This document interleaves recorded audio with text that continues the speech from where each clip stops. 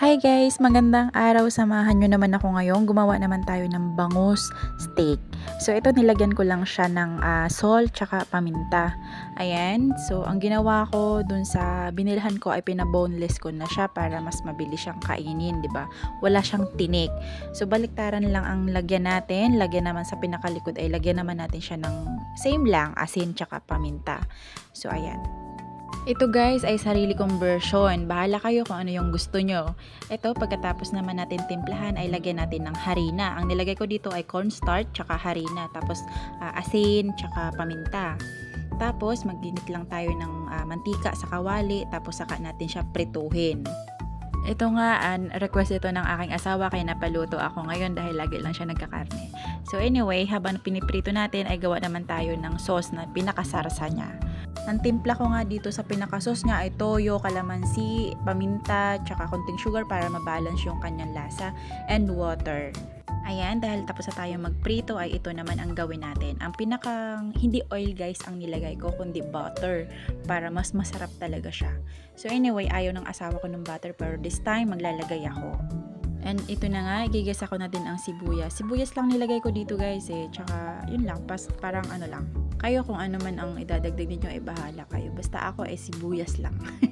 Bombayar. So ito, gisa-gisa lang natin ang sibuyas para hanggang sa lumabas yung kanyang katas. Katas! Uy, huwag kayong ano dyan. Ang pabango yun guys. At ito, pag okay na nga, ilagay naman natin na ang kanyang pinakang sauce. So ito, pakuluin lang muna natin siya hanggang sa maluto yung kanyang pinangkasarsa. Tapos pag kumulo nga guys, ay tikman natin kung ano man yung lasa at kung sa tingin niyo ay may kulang, dagdagan nyo na lang. Ako nagdagdag ako dito ng paminta tsaka oyster sauce. Dagdag na rin yun sa pampalasa. At kung sa tingin nyo ay okay na ang lasa, ay pakuluan lang natin saglit at ilagay na natin ang ating pinakabangus.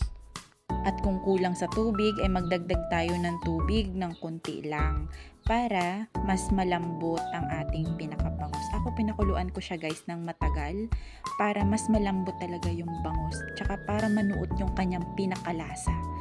Para mas malinamnam talaga siya. At ito guys, pinakuluan ko pa siya ng 5 minutes para makuha ko talaga yung gusto kong lambot. At gusto rin kasi ng asawa ko na super lambot. Uy, mahilig sa lambot.